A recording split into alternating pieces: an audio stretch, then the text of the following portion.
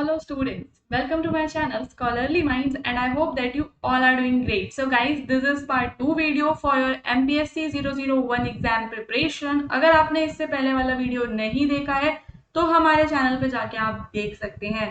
और अगर आपको हमारी लाइव क्लासेस के साथ जुड़ना है MPSC 001 या आपके जो बाकी के कोर्स हैं उनके लिए लाइव क्लासेस हम एज सून एज पॉसिबल लेकर आएंगे एग्जाम से पहले पहले तो डेफिनेटली। तो अगर आपको लाइव क्लासेस के साथ जुड़ना है तो सब्सक्राइब कर लो स्कॉलरली माइंड्स लाइव को, और इस वीडियो के नीचे एक पिन्ड कमेंट में वीडियो होगा उसको देखना बिल्कुल मत भूलना।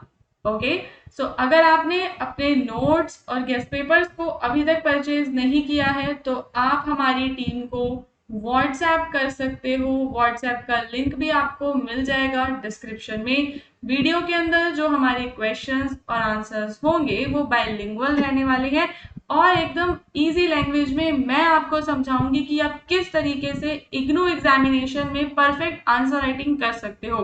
As you all are in second year तो इतना तो आपको ऑलरेडी पता है, तो अब आपके लिए काफी चीजें आसान हो गई हैं। अब आपको क्या करना है, सिर्फ आपको टॉपिक्स पता हो, कौन कौन सी सब हेडिंग्स हैं आपको वो पता हो, तब भी आप एक अच्छा आंसर लिख पाएंगे।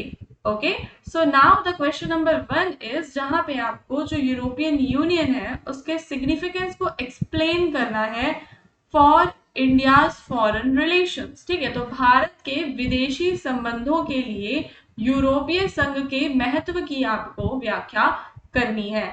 भारत के किसके लिए? फॉरेन जो रिलेशंस है वहां पे यूरोपियन यूनियन क्या रोल प्ले करता है। सो सिंपल है, जो हमारी यूनिट है जहां पे इंडिया का और यूरोपियन यूनियन का रिलेशनशिप बता रखा है वहां से ये हमारा आंसर उठा के लिया गया है।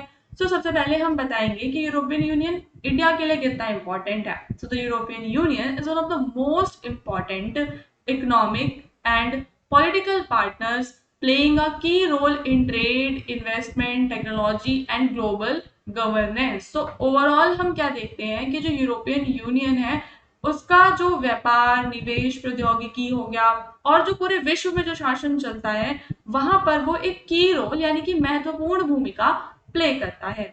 अब हम यहाँ पे जानेंगे कि कैसे वो इंडिया के लिए सिग्निफिकेंट है। ठीक है, तो देखो सबसे पहला जो एक मेजर बेनिफिट हम यहाँ पे देखते हैं फॉर इंडिया, वो इंडिया का लार्जेस्ट ट्रेडिंग पार्टनर है। सो ईयू भारत के सबसे बड़े व्यापारिक साझेदारों में से एक है। It provides a major market for Indian export like textile, pharmaceuticals and IT services. तो इंडियन एक्सपोर्ट्स के लिए टेक्सटाइल्स वगैरह, फार्मास्यूटिकल्स, ये सारी चीजें वो क्या करते हैं, इंडिया को प्रोवाइड करते हैं। ठीक है, समझ रहे हो? ओ जस्ट अ सेकेंड, इंडिया उधर एक्सपोर्ट करता है, हम वहां पे टेक्सटाइल, फार्मास्यूटिकल और आईटी सर्विसेज वगैरह को उधर भेजते हैं। देन क्या होता है कि जो फॉरेन डायरेक्ट इन्वेस्टमेंट इंडिया में आता है, तो जो हमारा यूरोपियन यूनियन है वो इंडिया के अंदर प्रत्यक्ष विदेशी निवेश का एक मेजर हमें स्रोत देखने के लिए मिलता है। यह भारत के औद्योगिक विकास और बुनियादी ढांचे को मजबूत करता है। तो सिंपल सी एक चीज है, देखो जब हमें विदेशी निवेश मिलेगा, हमारे पास डॉलर्स आएंगे, तो उससे क्या होगा कि हमारी इंडस्ट्रियल ग्रोथ होगी, हमारा इंफ्रास्ट्रक्चर डेवलप होगा। ठीक है, सो यहाँ पे दो चीजें हम समझ चुके हैं। सबसे पहले हमने बताना है कि कितना यूरोपियन यूनियन इंडिया के लिए इंपॉर्टेंट है और वो कहाँ कहाँ पे एक की रोल, एक महत्वपूर्ण भूमिका निभा रहा है।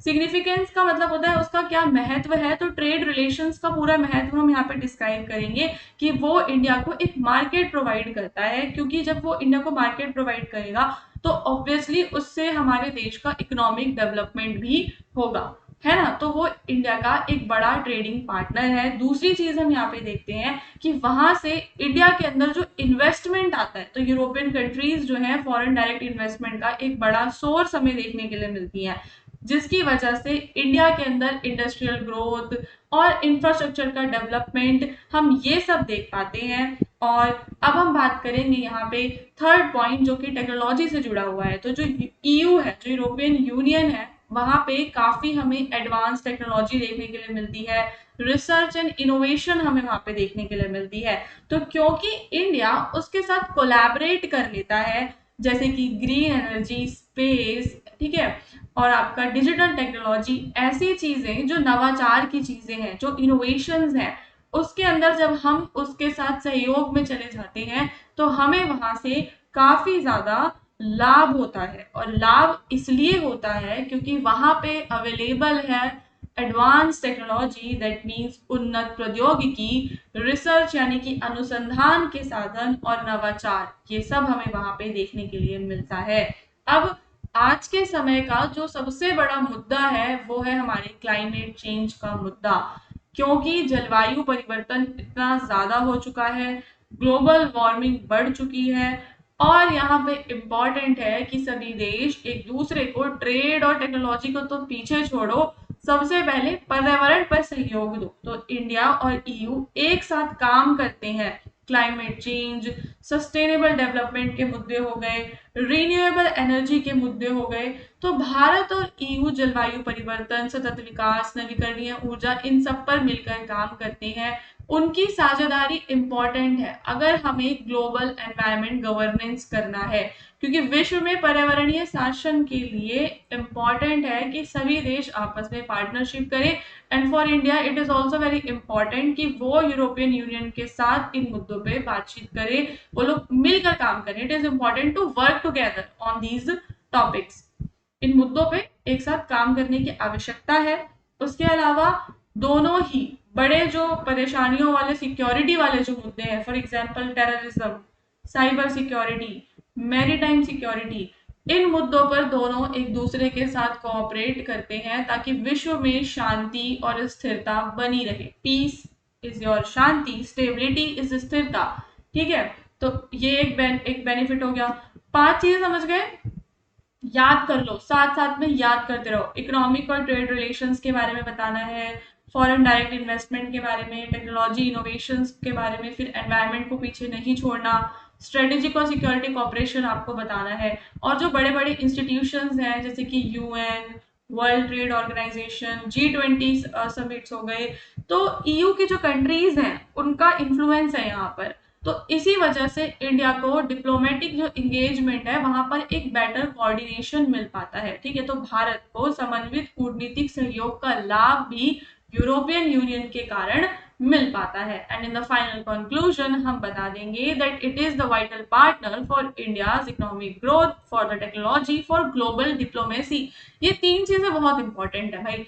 इकोनॉमिक ग्रोथ में कैसे हेल्प कर रहा है वो इंडिया की, टेक्नोलॉजी में कैसे हेल्प कर रहा है, फॉर एनवायरनमेंट कैसे हेल्प कर रहा है, और ग्लोबल डिप्लोमेसी में कैसे इंडिया की हेल्प कर रहा है, क्योंकि उसका इन्फ्लुएंस है ना ग्लोबल इंस्टीट्यूशंस के अंदर, और स्ट्रेटेजिक और सिक्योरिटी कॉपरेशन भी प्रोवाइड कर रहा है वो हमें, तो ग्लोबल डिप्लोमेसी में भी हमारी वो हेल्प कर रहा है।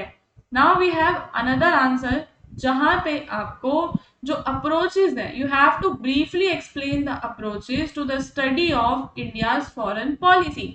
भारत की जब मैं विदेश नीति की स्टडी करती हूँ तो वहां पे मेरे को कौन कौन से दृष्टिकोण है, उन दृष्टिकोणों को मुझे संक्षेप में समझाना है। So now India's foreign policy involves different analytical approaches. उसमें हमें अलग अलग अप्रोचेस देखने के लिए मिलती हैं, इंडिया की फॉरेन पॉलिसी की जो अलग अलग अप्रोचेस है, ठीक है, that help us understand how and why India behaves in international relations. तो देखो, कोई भी जो कंट्री होती है उसकी एक विदेश नीति होती है, ठीक है, और विदेश नीति को फॉलो करने के लिए हमारी कोई ना कोई अप्रोच होती है। कौन सी अप्रोच पे हम चल रहे हैं वो हमारी बाकी का जो हमारा बिहेव है उसको वो निर्धारित करता है, समझ रहे हो। तो किस दृष्टिकोण को हमने अपनाया है वो निर्धारित करता है कि हम कैसा व्यवहार करेंगे। अब हम यहाँ पे अलग अलग अप्रोचेस को one by one in short समझेंगे कि इंडिया की फॉरेन पॉलिसी की स्टडी के अंदर कौन कौन से विभिन्न दृष्टिकोण है। सबसे पहले है हमारी traditional, that is your historical approach, ठीक है। ये अप्रोच क्या करती है, ये अप्रोच फोकस करती है हिस्टोरिकल इवेंट्स पे, ठीक है, लीडर्स, एक्सपीरियंसेस पे उनके, ठीक है। हिस्टोरिकल अप्रोच नाम से ही समझ में आ रहा है कि पुराने जो हिस्टोरिकल इवेंट्स थे, पुराने जो लीडर्स थे, उनके एक्सपीरियंसेस का यूज करना, तो ये इंडिया की पॉलिसी को एक्सप्लेन करते हैं through the freedom struggle and क्योंकि हमारे ऊपर अंग्रेजों का शासन था उस चीज को लेकर भी। दूसरी हमारी होती है रियलिस्ट अप्रोच, यानी कि योर्स, यथार्थवादी दृष्टिकोण। यथार्थवादी दृष्टिकोण क्या करता है? It emphasises power, national interest and security in the foreign relation. यह विदेश नीति में शक्ति, राष्ट्रहित और सुरक्षा पर जोर देता है। अब इंडिया के चाइना के साथ, पाकिस्तान के साथ जो रिलेशनशिप्स हैं उन्हें इसी लेंस के द्वारा एनालाइज किया जाता है। फिर है हमारी आइडियलिस्ट यानी कि आदर्शवादी दृष्टिकोण, जहां पे मॉरल वैल्यूज, पीस और कॉपरेशन को हाईलाइट किया जाता है। जो इंडिया है, नॉन अलाइनमेंट मूवमेंट, पीसफुल को एग्जिस्टेंस वगैरह आदर्शवादी दृष्टिकोण की तरफ ही जाते हैं। तो 3 समझ गए। सबसे पहले आपको ट्रेडिशनल यानी कि हिस्टोरिकल अप्रोच के बारे में बताना है, जो हिस्टोरिकल इवेंट्स, लीडर्स और एक्सपीरियंसेस के बारे में बात करता है। वो जो है भारत की जो विदेश नीति है उसको एक्सप्लेन करता है through the freedom struggle and through colonial legacy. Then we have realist approach, यानी कि हमारा यथार्थवादी दृष्टिकोण जो शक्ति, राष्ट्रहित और सुरक्षा पर जोर देता है। यथार्थवादी दृष्टिकोण समझ रहे हो? शक्ति, राष्ट्रहित और सुरक्षा पर जोर देता है। चीन और पाकिस्तान के साथ भारत के संबंधों का जो पूरा विश्लेषण है वो इस दृष्टिकोण से किया जाता है। फिर हमारा आइडियलिस्ट यानी कि आदर्शवादी है। इसके बाद आते हैं हम मार्क्सवादी पे। मार्क्सवादी क्या होता है कि वर्ग संघर्ष हो गया, आर्थिक संरचनाएं कैसी हैं और ग्लोबल इनइक्वालिटी, इन सब के बारे में बात करता है। ये विदेश की नीति को आर्थिक निर्भरता और पूंजीवाद के संदर्भ में समझाता है। फिर हमारी और भी अप्रोच जो हमारी ये टोटल 4 अप्रोचेस हमने पढ़ी हैं, तो हमें यहाँ पे क्या चीज समझ में आई कि ये सारी अप्रोचेस हमें एक कॉम्प्रिहेंसिव अंडरस्टैंडिंग प्रोवाइड करती हैं इंडिया की फॉरेन पॉलिसी के बारे में और हमारी हेल्प करती हैं कि हम भारत की विदेश नीति को मल्टीपल पर्सपेक्टिव से देख सकें, समझ सकें। ठीक है, तो विभिन्न दृष्टिकोण भारत की विदेश नीति को बहुआयामी तरीके से समझने में मदद करते हैं। फिर उसके बाद है जिसमें आपको इंपॉर्टेंट फीचर्स बताने हैं इंडिया की न्यूक्लियर पॉलिसी के बारे में। Okay, just a minute. Bharat की परमाणु नीति की प्रमुख विशेषताओं पर आपको यहाँ पे चर्चा करनी है। So India's nuclear policy is guided by strategic restraint, national security needs, and a commitment to responsible use of nuclear energy.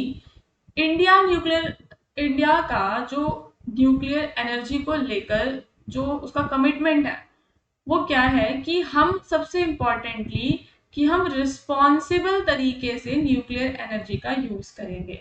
ठीक है, मतलब पहली चीज हम स्ट्रेटेजिक रिस्ट्रेंट रखेंगे, यानी कि रणनीतिक संयम रखेंगे।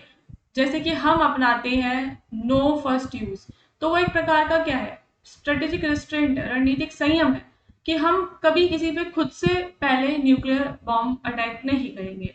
नेशनल सिक्योरिटी की जरूरतों को देखते हुए हमारे लिए न्यूक्लियर बॉम्ब रखना इम्पोर्टेंट था, क्योंकि हम चारों तरफ से दुश्मनों से घिरे हुए हैं और अपनी सिक्योरिटी के लिए इम्पोर्टेंट था।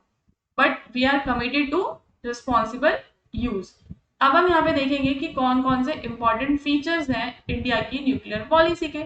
सबसे पहला क्या कि पहले प्रयोग न करने की नीति है। भारत परमाणु हथियारों का पहले उपयोग न करने की नीति अपनाता है।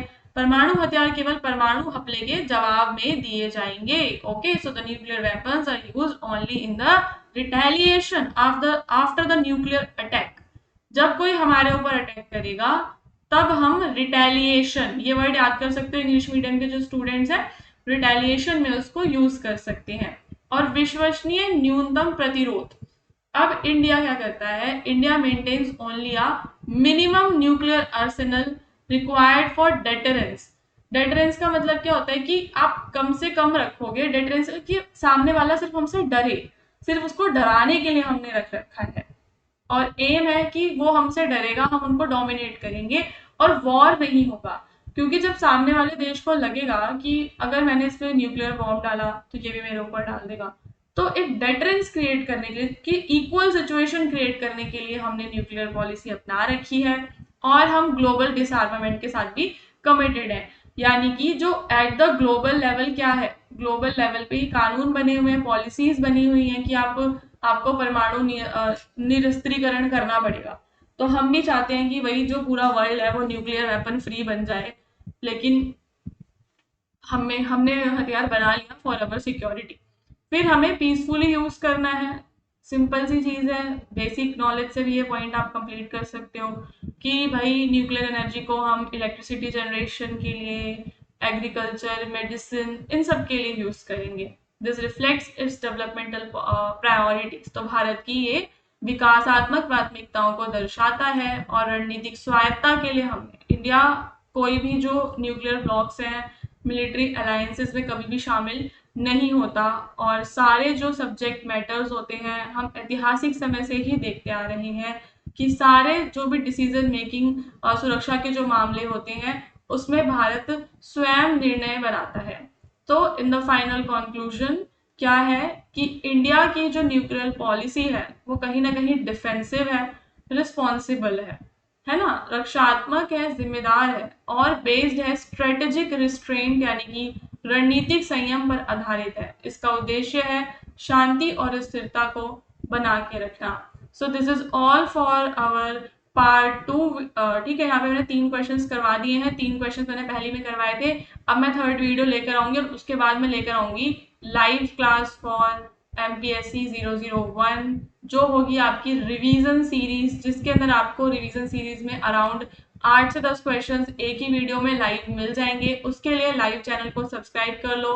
डिस्क्रिप्शन में जो व्हाट्सएप चैनल लिंक है आप उसको ज्वाइन कर सकते हो। क्लासेस के शेड्यूल्स वगैरह मैं वहां पर ही डालूंगी, ठीक है। बट अभी थोड़ा सा टाइम लग जाएगा कुछ इश्यूज की वजह से, तो थोड़ा पेशेंस रखना। और पुराने वीडियोस हैं जो लाइव वाले, जब तक आप वो देख लो। ओके।